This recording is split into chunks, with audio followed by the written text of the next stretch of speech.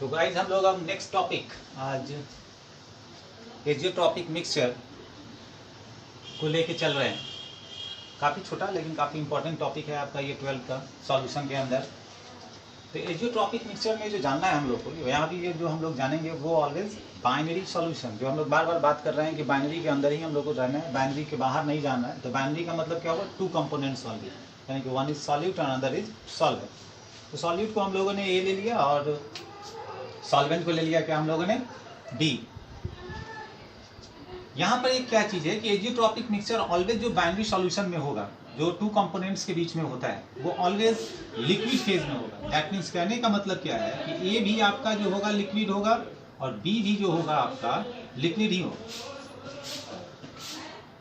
तो azeotropic mixture जिसमें पहला टर्म जो हम लोग बनाते हैं क्या है, binary solution, always binary solution two components में, और वो टू कंपोनेंट्स जो होगा वो ऑलवेज किस फेज में होगा, तो लिक्विड फेज में होगा। दूसरा, दोनों कंपोनेंट का फिक्स्ड कंपोजिशन होना चाहिए। काफी इंपॉर्टेंट है, ध्यान रखना है, फिक्स्ड कंपोजिशन होना चाहिए। जब फिक्स्ड कंपोजिशन करते हैं हम लोग, तब उसका जो बॉइलिंग होगा, बॉयल जो करेंगे, तो बॉयल करेंगे हम लोग किसके ऊपर, कांस्टेंट टेम्परेचर के ऊपर। बॉयल जो हम लोग करेंगे किसके ऊपर करेंगे, कांस्टेंट टेम्परेचर के ऊपर बॉयल करेंगे। अब जैसे आपका बॉयल हो जाएगा कांस्टेंट टेम्परेचर के ऊपर, दैट मीन्स कि उसका fractional distillation is not possible. तो उसका फ्रैक्शनल डिस्टिलेशन करना पॉसिबल नहीं है। फिर से बोल दें, अच्छे से समझ लो बात को। छोटा सा टॉपिक है लेकिन काफी इंपॉर्टेंट टॉपिक है। हर एक साल बोर्ड में एक ना एक क्वेश्चंस को ये उठाता ही उठाता है। ये एजियोट्रॉपिक मिक्सचर जो होगा, ऑलवेज जो एजियोट्रॉपिक मिक्सचर होगा वो टू कंपोनेंट्स की काम होगा। Two components that is called binary, और वो दोनों component always in liquid phase में होगा, ऑलवेज इन लिक्विड फेज। तो जब लिक्विड फेज में ही दोनों है, तो दोनों का जो कंपोजिशन होगा वो ऑलवेज फिक्स्ड होगा, ऑलवेज फिक्स्ड कंपोजिशन में होगा।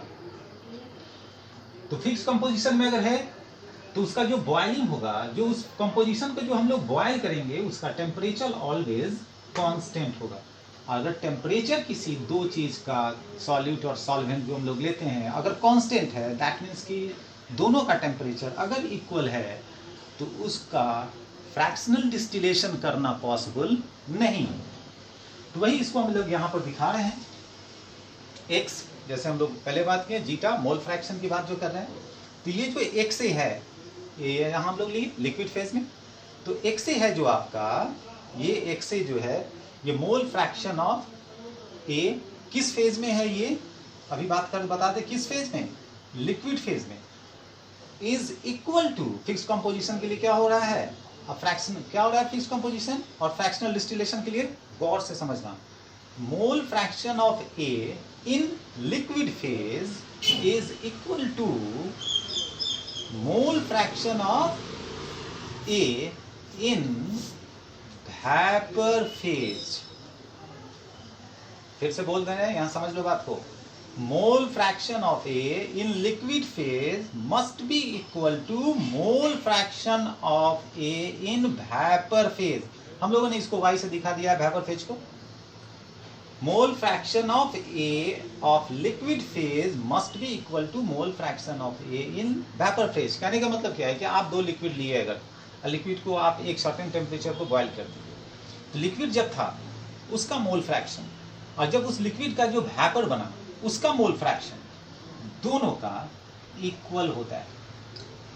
यानी कि लिक्विड, मान लो जो हम उधर एग्जांपल्स लिए हैं क्या, एक इथाइल अल्कोहल और वाटर एक कंटेनर में लिए, इसमें किए क्या हम लोगों ने, इथाइल अल्कोहल वाटर कंटेनर में लिया, और यहाँ से हम लोगों ने क्या किया, फिर टेम्परेचर देना शुरू कर दिया। अब टेम्परेचर देंगे तो क्या होगा, पहले दोनों का हम लोग क्या करें, टेम्परेचर देने से पहले ये 9th का कॉन्सेप्ट है जो आप जानते हैं, थोड़ा सा वहां से यहाँ थोड़ा सा चेंज है जो आप समझोगे। इथाइल अल्कोहल, इसका बॉइलिंग पॉइंट कितना होता है, अबाउट 80 डिग्री सेल्सियस, और वाटर का बॉइलिंग पॉइंट तो आप जानते ही हो कितना, 100 डिग्री सेल्सियस। तो फ्रैक्शनल डिस्टिलेशन क्या है, सो आप थोड़ा बहुत जान लो जो आप पहले से जानते हो। तो इस दोनों के बॉइलिंग पॉइंट में डिफरेंस है, जबकि यहाँ पर हम लोग क्या लिख रहे हैं, बॉयल एट कांस्टेंट टेम्परेचर, लेकिन यहाँ तो एक 80 डिग्री सेल्सियस और एक 100 डिग्री सेल्सियस। तो यहाँ फ्रैक्शनल डिस्टिलेशन होना पॉसिबल है। तो मान लो कि यहाँ पर जैसे हम दोनों को एक इथाइल अल्कोहल लिए और एक हम लोग ले लिए क्या वाटर, यहाँ से हीट देना शुरू किए, जैसे ही टेम्परेचर देना शुरू किए तो एट सर्टेन टाइम पर आएगा ना 50 डिग्री सेल्सियस, 70 डिग्री सेल्सियस और 80 डिग्री सेल्सियस पर जैसे ही आएंगे तो किसका वेपर बनना शुरू हो जाएगा, अल्कोहल का। और ये वेपर बनते बनते बनते बनते बनते बनते बनते बनते हम लोग कहाँ जाएंगे, यहाँ इसको हम लोग कलेक्ट कर लेंगे, कलेक्ट कर लेंगे। तो जब इसको कलेक्ट कर लेंगे तो मेरे पास बचेगा क्या, सिर्फ H2O। तो फ्रैक्शनल डिस्टिलेशन से दोनों को हम लोग अलग अलग कर लेंगे। बट ये फ्रैक्शनल डिस्टिलेशन तभी पॉसिबल है ना जब दोनों का बॉइलिंग पॉइंट डिफरेंस हो। ये 9th का कॉन्सेप्ट है। अब यहां देखो, समझ लो क्या है, जो इसी चीज को हम लोगों ने इसके अनुसार किया कि मोल फ्रैक्शन ऑफ C2H5OH इन किस फेज में, liquid phase, not is equal to mole fraction of ethyl alcohol in vapour phase. और जहां ये अगर हो गया कि मोल फ्रैक्शन का लिक्विड फेज अगर इक्वल नहीं है मोल फ्रैक्शन ऑफ अल्कोहल के वेपर फेज के, तब जाकर ये फ्रैक्शनल डिस्टिलेशन होना पॉसिबल है। लेकिन जब इक्वल हो गया तो ये पॉसिबल नहीं होता है। तो एग्जाम में आप लोग को 12 के बेसिस पर कभी भी एग्जाम में आपको बॉइलिंग पॉइंट का क्वेश्चंस न बनाकर बनाता क्या है क्वेश्चन आपको कि मोल फ्रैक्शन ऑफ कोई एक कंपोनेंट दिया और कहा कि वो लिक्विड फेज में है और उसी का वेपर फेज उसके इक्वल में नहीं है आपका मोल फ्रैक्शन का, तो क्या वो फ्रैक्शनल डिस्टिलेशन पॉसिबल है या नहीं। ऐसा क्वेश्चंस रीजन टाइप का, लॉजिक टाइप का या MCQ में डालता है। इसको हम लोग अल्कोहल के साथ भी वही बात बता रहे हैं और H2O के साथ भी वही। तो एक टर्म हमेशा लिक्विड का फेज और दूसरा टर्म हमेशा किस फेज में, वेपर फेज में। दोनों एक दूसरे का इक्वल नहीं होगा। तो ये जो इंपॉर्टेंट टर्म है इसका जो हम लोग को याद रखना है वो क्या कि ये ऑलवेज बाइनरी सॉल्यूशन होगा। बाइनरी मतलब दो कंपोनेंट होगा, वो दोनों कंपोनेंट किस फेज में होगा, तो लिक्विड फेज में होगा। कंपोजिशन ऑलवेज इसका फिक्स होना चाहिए, बॉयल होना चाहिए ऑलवेज एट कांस्टेंट टेम्परेचर पर। और जब कांस्टेंट टेम्परेचर पर होगा तो उसका फ्रैक्शनल डिस्टिलेशन होना पॉसिबल नहीं होगा। तो जब फ्रैक्शनल डिस्टिलेशन नहीं होगा तो यानी कि mole fraction of A in liquid phase must be equal to mole fraction of A in vapour phase.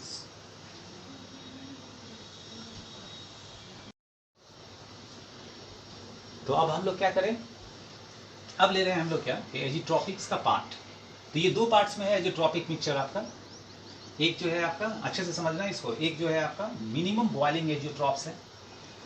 Minimum boiling azeotropes जो पॉजिटिव डेविएशन को शो करता है। रॉल्ड्स में हम लोगों ने पढ़ा था, रॉल्ड्स लॉ, नॉन आइडियल में हम लोग देखे थे पॉजिटिव और निगेटिव डेविएशन। तो minimum boiling azeotropes positive deviation को शो करता है, जिसमें हम लोगों ने एग्जाम्पल लिया क्या 95% एक्वस इथेनॉल।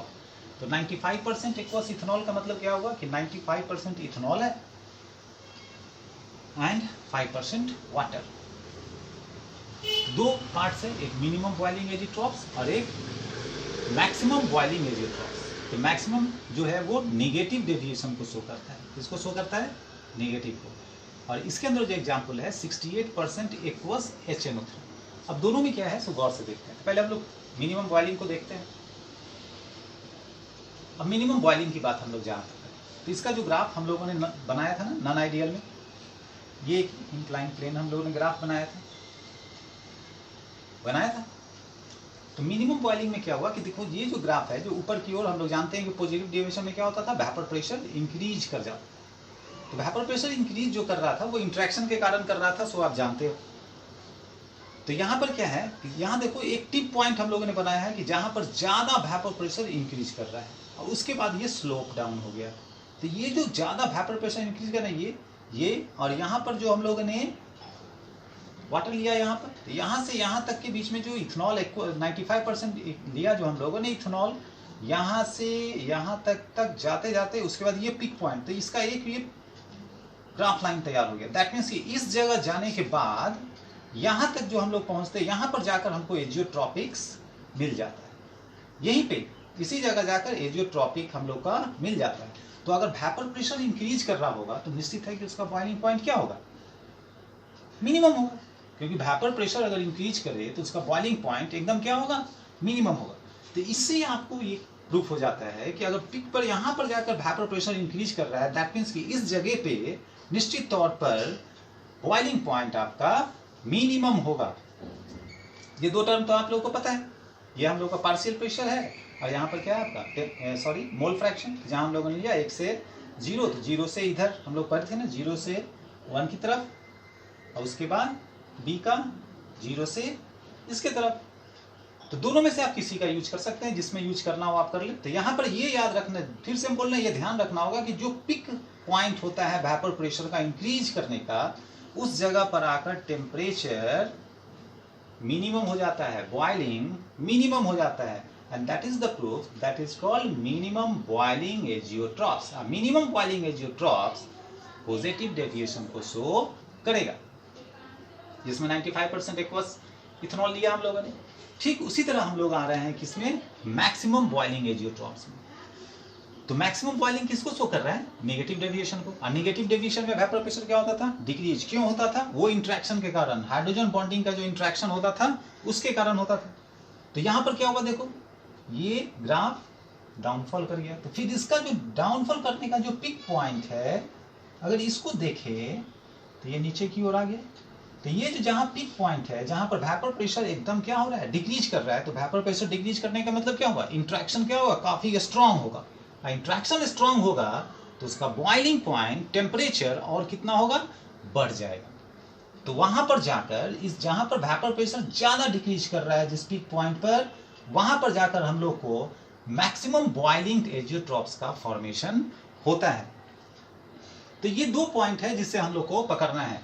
तो ये बात हमेशा याद रखना है कि मिनिमम बॉइलिंग एजियोट्रॉप्स में मेरा पॉजिटिव डेविएशन होना है और मैक्सिमम बॉइलिंग एजियोट्रॉप्स में मेरा नेगेटिव डेविएशन होना है।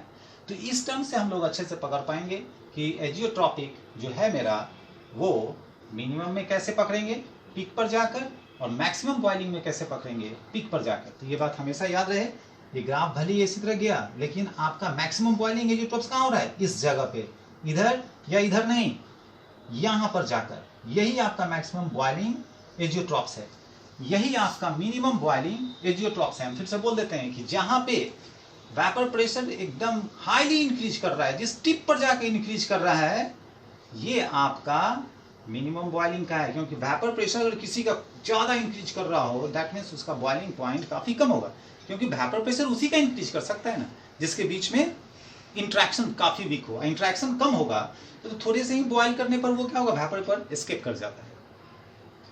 तो जहां पर आपका पिक पर वेपर प्रेशर दिखे, वहां से और वहां के बीच का जो ये लाइंस है, this point is called minimum boiling azeotropes. और यहां पर जो आपका आता है, जहां वेपर प्रेशर एकदम पिक पर डिक्रीज कर रहा हो, वो आपका जगह है मैक्सिमम बॉइलिंग एजियोट्रॉप्स का। न इस साइड न इस साइड, ये पिक वाला। इससे हम लोग जानते हैं कि कौन मिनिमम बॉइलिंग एजियोट्रॉप्स है और कौन मैक्सिमम बॉइलिंग एजियोट्रॉप्स है। जिसके अंदर हम लोगों ने एग्जाम्पल लिया 95% एक्वस इथेनॉल का, और इसमें लिया 68% एक्वस नाइट्रिक एसिड HNO3 का, जिसमें से 68% HNO3 है तो 32% क्या होगा, वाटर। इसमें 95% इथेनॉल है तो 5% क्या होगा, वाटर। तो ये जो कॉन्सेप्ट है ये आपका एजियोट्रॉपिक्स का है। बस ये इतना ध्यान रखोगे हमेशा कि कहाँ पर जाकर मिनिमम मिलना है और कहाँ पर जाकर मैक्सिमम मिलना है। तो ये छोटी सी टॉपिक थी एजियोट्रॉपिक का, जो आपको ध्यान रखना है, और इस ध्यान से आपको कॉन्सेप्ट में अच्छे से बना के रखना है। नेक्स्ट क्लास में हम लोग जब मिलेंगे तो हम लोग कॉन्जुगेटिव प्रॉपर्टीज के बारे में जानेंगे।